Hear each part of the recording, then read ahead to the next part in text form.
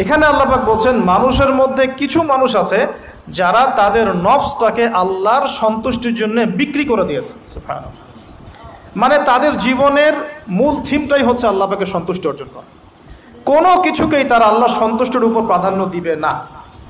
যদি কোটি টাকার অফার আসে হারাম, সে সেটা রিজেক্ট করবে, আল্লাহ নারাজ হবে। একটা সুন্দরী মেয়ে যদি জেনার অফার করে, সে রিজেক্ট করবে, কারণ সে আল্লাহকে ভয় করে। সে আল্লাহ পাকের জমিনের উপরে গায়রুল্লাহ বা কুফফারদের তাগুতদের কোনো লজ ইমপ্লিমেন্ট করতে পারবে না, কারণ সে আল্লাহকে ভয় করে। সে ইকোনমিক লাইফে হালাল হারামের পরোয়া করে চলবে, কারণ সে আল্লাহকে ভয় করে। সে তার পরিবারে পর্দা এস্টাবলিশ করবে, বিকজ সে আল্লাহকে ভয় করে। মানে আল্লাহ পাকের সন্তুষ্টির জন্য নিজের নফসটাকে, জান মাল সবকিছুকে বিলিয়ে দিয়েছে। এই মানুষগুলোর সম্পর্কে আল্লাহ বলছেন ওয়াল্লাহু রাউফুম বিল ইবাদ। এই মানুষগুলোর প্রতি আল্লাহ পাক রাউফ হবেন, কোমল নরম সফট হয়ে যাবে। সুবহানাল্লাহ। কোমল নরম সফট মানে কি? কিয়ামতের মাঠে ডাকা হবে, এই গুনাহগুলো করেছিলে? জি আল্লাহ, আমি এই গুনাহগুলো করেছি। আল্লাহ পাক পর্দা দিয়ে দিবেন। পর্দার পরে বলবেন যে দুনিয়াতে তোমার এই গুনাহগুলো আমি গোপন করে রেখেছিলাম, আজকেও সবগুলো গোপন করে দিলাম, জান্নাতে চলে যাও। আল্লাহু রাউফুম বিল ইবাদ। আল্লাহ পাক তার বান্দার প্রতি রাউফ, কোমল হবে।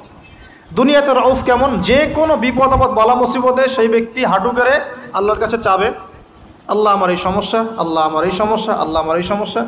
আল্লাহু রাউফুম বিল ইবাদ। আল্লাহ পাক ওই বান্দার প্রতি সফট, কোমল হয়ে যাবে। এগুলোর অনেক প্রমাণ আমি আমার জীবনেও পেয়েছি। এগুলো আমি পাবলিকলি বলতে পারবো না, আর আপনি ব্যাখ্যাও করতে পারবো না। আর এমন কিছু বিষয় আছে যেগুলো আসলে মানুষকে বলেও বোঝানো যায় না। বড় বড় স্কলারদের কিতাব এখন যখন পড়ি, তারা বলেন কি বলবো, তোমরা তো বুঝবেই না। মানে এমন একটা লেভেলে মানুষ চলে যায় যে ওই লেভেলের কথা সবাইকে বোঝানো যায় না।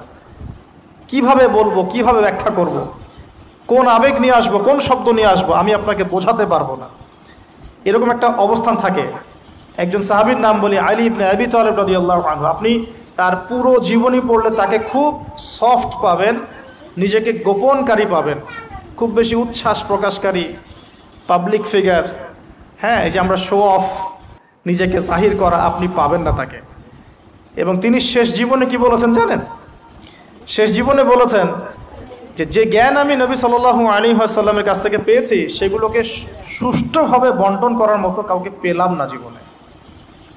মানে একটা লেভেল থাকে মানুষের আল্লাহ পাকের মারিফত লাভের, যে লেভেলে গিয়ে মানুষ সবার সাথে আমভাবে কিছু বলতে পারে না। তো আমি ওই লেভেলে কিছু ফিল করছি, কিছু নির্যাস পাচ্ছি যে আমি আপনাকে বুঝাতে পারছি না। যাই হোক, আল্লাহ পাক রউফ মানে এত সফট হবেন, জীবনের যে কোনো পদে আপনি আল্লাহকে ডাকবেন, আল্লাহ আপনাকে তাৎক্ষণিক সাড়া দিবেন ইনশাআল্লাহ, ইনশাআল্লাহ আযজা ওয়া জাল। এখন পাতাগুলো ঘাটলে আমরা প্রথম এইরকম কোন মানুষকে পাই যারা নিজের নফসটাকে আল্লাহর জন্য উৎসর্গ করে দিয়েছেন? এক নাম্বার পাচ্ছি আমরা আমাদের আদি পিতা আদম আলাইহিস সালাম। আজকে ডিটেলস আয়াত বাই আয়াত বলার সময় পাচ্ছি না, তবে আমি সামারি বলছি, আপনারা একটু বাসায় পড়ে নেবেন। আদম আলাইহিস সালামকে আল্লাহ রাব্বুল আলামিন নিজের হাত দিয়ে সৃষ্টি করেছেন। সুবহানাল্লাহ। এখন আল্লাহ পাকের হাত কি, কেমন, কিভাবে ব্যাখ্যা করতে পারবো না, এবং এই ব্যাখ্যা করা আমাদের জন্য জরুরি নয়। আল্লাহ পাক যা বলেছেন বাস, কোনো কিছুর সাথে সাদৃশ্যপূর্ণ নয়, কোনো কিছুর এক্সাম্পল তার সাথে শোভনীয় হবে না। জাস্ট আল্লাহ পাক বলেছেন খলাকতু বিয়াদাই, আমি আদমকে সৃষ্টি করেছি আমার দুই হাত দিয়ে, বাস এই পর্যন্ত ফুল স্টপ। এগুলো হচ্ছে কোরআন সুন্নাহর কিছু মূলনীতি।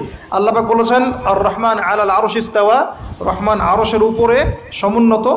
কোন হালতে কি অবস্থায় আছেন ব্যাখ্যা করতে পারবো না, দরকার নাই, ফুল স্টপ।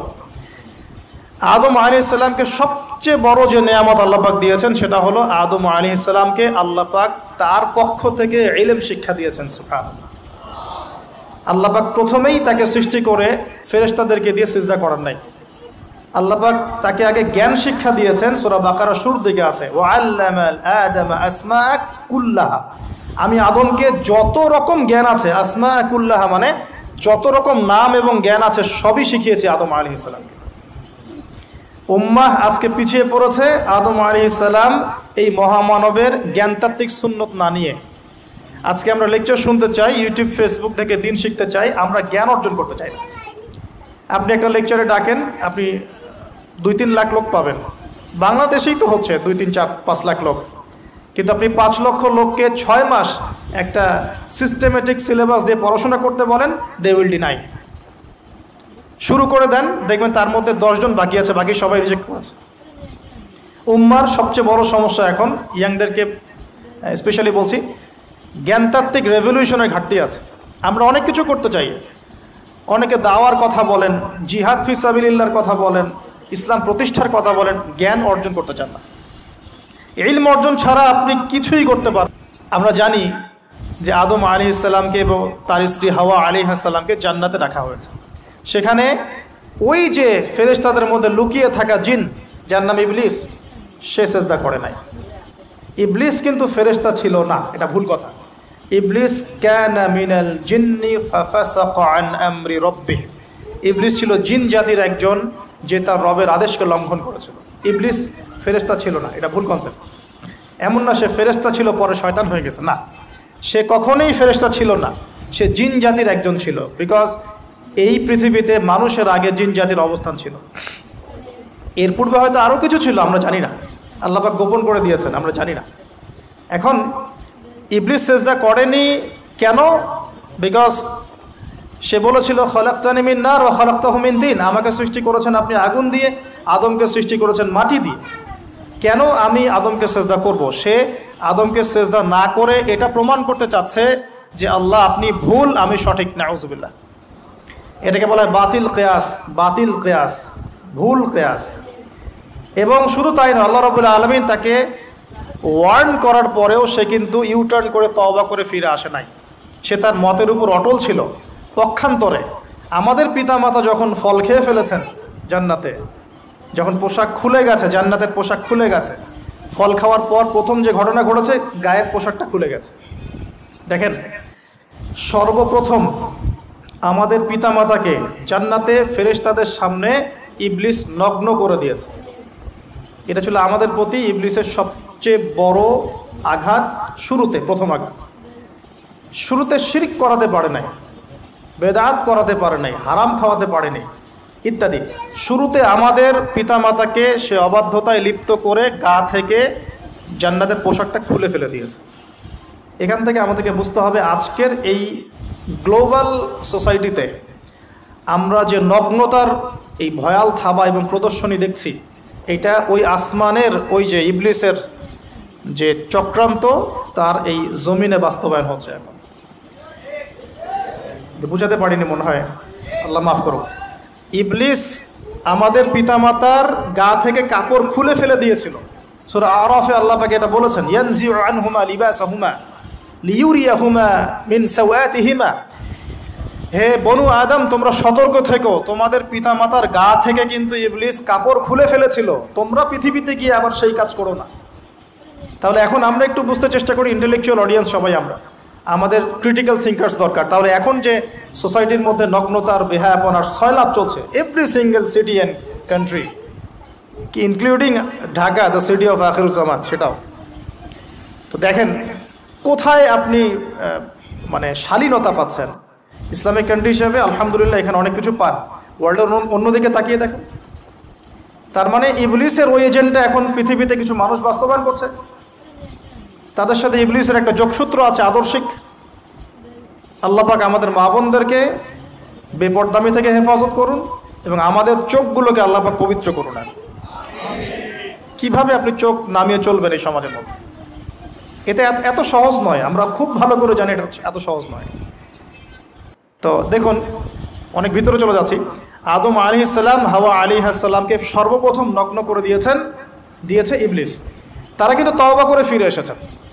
কি সেটা? রব্বানা, আমরা বলি রব্বানা যালামনা আনফুসানা ওয়া ইল্লাম তাগফির লানা ওয়া তারহামনা লানাকুনান্না মিনাল খাসিরিন।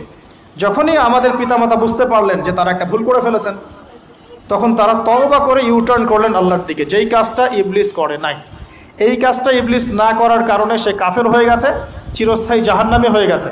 আর এই তওবা করে ফিরে আসার কারণে আমাদের পিতামাতা জান্নাতি হয়ে গেছে। আল্লাহ পাক এ কারণেই তার রাসূলের মাধ্যমে জানিয়েছেন যে প্রত্যেক আদম সন্তান, কুল্লু বানি আদম খাত্তা, প্রত্যেক বনু আদম হচ্ছে পাপী। আমরা সবাই পাপী, আমরা সবাই পাপী, পাপের তো শেষ নাই আমাদের, আল্লাহ মাফ করুক। ওয়া খায়রুল খাত্তাইন আত-তাওয়াব, যারা তওবা করে ফিরে আসে এরাই হচ্ছে শ্রেষ্ঠ পাপী। জীবনের যে কোনো সময় যদি কেউ খালেসভাবে আল্লাহর দিকে তওবা করে ফিরে আসতে পারে, আল্লাহ পাক এক মুহূর্তের মধ্যে তার আমলনামার সমস্ত গুনাহ মাফ করে নেকি দিয়ে পরিবর্তন করতে পারে। এগুলো হাদিস থেকে বলছি, ডিটেলস বলতে পারছি না আমি, কোডগুলো। তো এখন এই মহামানবের জীবন থেকে আমরা কি শিখলাম? দেখুন, তাকে আল্লাহ পাক ইলমের নিয়ামত দিয়েছেন। তার মানে আমরা যদি গতানুগতিক মুসলিম না হয়ে এক্সট্রা অর্ডিনারি মুসলিম হয়ে আল্লাহর সাথে সাক্ষাৎ করতে চাই, দুনিয়াতে বেঁচে থাকতে চাই, পরকালে জান্নাত চাই, তাহলে আমাদেরকে আগে ইলমের চর্চা করতে হবে। এবং এই জ্ঞানের চর্চা মানে ক্লাসিক্যাল সিলেবাসে আপনাকে পড়াশোনা করতে হবে, শুধু একটা লেকচার শুনে নয়, ফেসবুক ইউটিউব দেখে তো মোটেই নয়। এখান থেকে মাঝে মাঝে কিছু নলেজ নেওয়া যায়, কিন্তু এগুলো কখনো কনস্ট্রাকটিভ নলেজ নয়। বরেণ্য ওলামায়ে কেরাম যারা থাকবেন আপনাদের বেস্ট পসিবল ওয়েতে, তাদের কাছে গিয়ে পরামর্শ করে বইপত্র পড়তে হবে। আদারওয়াইজ আপনার মেমোরি এবং জ্ঞানটা বিক্ষিপ্ত হয়ে যাবে। এখনকার ইয়াং জেনারেশনের অন্যতম সেরা প্রবলেম হচ্ছে তাদের মস্তিষ্ক বিক্ষিপ্ত। তাদের মস্তিষ্কে কনস্ট্রাকটিভ কোনো সিলেবাসের পড়াশোনা নাই। আজকে এই বই, কালকে ওই বই, কালকে আদনান ভাইয়ের লেকচার, পরশুদিন আজহারি ভাইয়ের লেকচার, তারপরের দিন আরেক ভাই, তারপর আরেক ভাই। আবার সমাজে তো এক একজন এক এক কথাও বলছে, তখন তার মাথাটা পুরো পাজলড, হ্যাঁ, ম্যাসাকার্ড। এই মাসালা এটা বলছেন, ওই মাসালা ওইটা, তাহলে ওইটা কী হবে, ওইটা কী হবে? সলিউশন হচ্ছে ক্লাসিক্যাল ইসলামিক সিলেবাস পড়াশোনা করতে হবে। আমি খুব শর্ট করে গেলে সাবজেক্টগুলো বলে দিই আপনাদের। 1 নম্বর, ফার্স্ট অফ অল কোরআনুল কারীম। কোরআনুল কারীমের মধ্যে থাকবে authentic recitation, translation, Quranic grammar এবং অ্যারাবিক ল্যাঙ্গুয়েজ, 4টা বিষয়। তারপর থাকবে হাদিসের নবী সাল্লাল্লাহু আলাইহি ওয়াসাল্লাম। হাদিসের মধ্যে সহজ হাদিসের কিতাবগুলো পড়তে হবে। ফর এক্সাম্পল মিশকাতুল মাসাবিহ, রিয়াদুস সালিহিন, বুলুগুল মারাম, আপনার ফয়জুল কালাম, হাদিসে আরবাইন, এরকম কিতাবগুলো আগে, তারপরে আস্তে আস্তে আস্তে আপনি কঠিন কিতাবের দিকে যাবেন। তবে এগুলো ওস্তাদ ছাড়া হয় না। এরপর দরকার হচ্ছে সিরাত, নবী সাল্লাল্লাহু আলাইহি ওয়াসাল্লামের পবিত্র জীবনী। এই জীবনী যার জানা নাই, সে তার জীবনটাকে রাসূলের সিরাতের আলোকে মেলাতে পারবে না। এবং দ্বীন ইসলাম নিয়ে কিছু করতে চাইলে রাসূলের সিরাতের সুন্নাহ মাফিক করতে পারবে না। এরপর দরকার ইকোনমিক্সের জ্ঞান, ইসলামিক ইকোনমিক্স অবশ্যই। তারপরে দরকার হচ্ছে ইসলামিক ইতিহাসের জ্ঞান, ফিকহের জ্ঞান, আকীদার জ্ঞান, উসুলের জ্ঞান। এভাবে একটা কনস্ট্রাকটিভ সিলেবাস দাঁড়ায়। তারপরে গিয়ে একজন মানুষের জ্ঞানটা পাকাপোক্ত হবে। সময় লাগুক না, 10 বছর, 15 বছর, 20 বছর। আমরা দোয়া করি আল্লাহর কাছে, আল্লাহ পাক আগামী পুরো 20 বছর আমাদেরকে পড়াশোনা করার তৌফিক দান করুন। পড়তে থাকবো। আমাদের বেশি কথা বলার দরকার নেই, পড়তে থাকবো, জানতে থাকবো। এখন তাহলে আমরা আজকে প্রথম একটা লেসন পেলাম, গতানুগতিক মুসলিম না হয়ে এক্সট্রা অর্ডিনারি মুসলিম হতে হলে প্রথমে এই মহামানবের জ্ঞানতাত্ত্বিক শিক্ষা নিতে হবে, ইলমের মেহনত হবে ইনশাআল্লাহ তাআলা। আল্লাহ পাক আমাদের সবাইকে জ্ঞানের মেহনত করার তৌফিক দান করুন এবং আমাদের পরিবারে জ্ঞান প্রতিষ্ঠার তৌফিক দান করুন, আমাদের বাচ্চাদের মধ্যে সেই জ্ঞান প্রবেশ করানোর তৌফিক দান করুন।